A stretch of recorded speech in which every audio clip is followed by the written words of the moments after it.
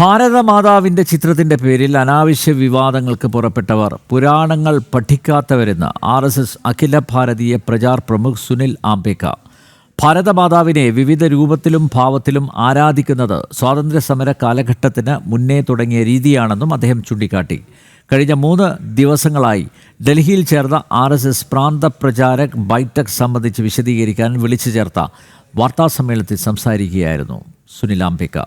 RSS ശതാബ്ദി വാർഷികീയ പരിപാടികളുടെ ഭാഗമായി പഞ്ചപരിവർത്തനം എന്ന ആശയം മുൻനിർത്തി വിവിധ പരിപാടികൾ ആവിഷ്കരിച്ചു. രാജ്യസുരക്ഷയുമായി ബന്ധപ്പെട്ട കാര്യങ്ങളും മണിപ്പൂർ വിഷയവും ബൈഠക്കിൽ ചർച്ചയായി.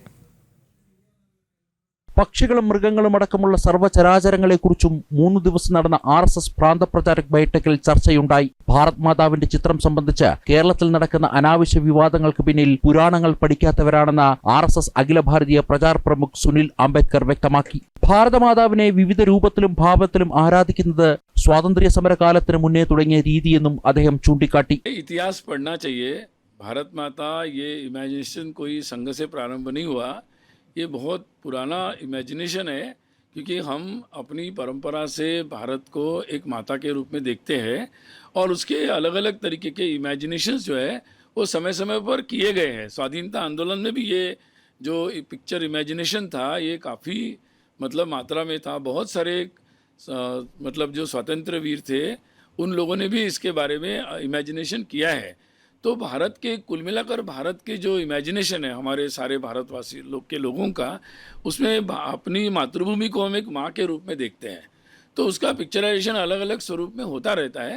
उसको उस सम्मान से ही देखना चाहिए. രാജ്യസുരക്ഷയുമായി ബന്ധപ്പെട്ട കാര്യങ്ങളും മാവോയിസ്റ്റ് വിഷയം, മണിപ്പൂരിലെ സംഘർഷമടക്കം ചർച്ച ചെയ്തു. മണിപ്പൂരിലുടൻ ശാശ്വത സമാധാനം പുനഃസ്ഥാപിക്കാൻ സാധിക്കുമെന്നും സുനിൽ ആംബേദ്കർ വ്യക്തമാക്കി. कि जब कोई जगह पर परिस्थितियां बिगड़ती है तो एक दिन में वो ठीक नहीं होती, लेकिन निश्चित रूप से अगर एक पिछले वर्ष की तुलना में अगर देखा जाए तो निश्चित रूप से एक थोड़ी शांति आने लगी है.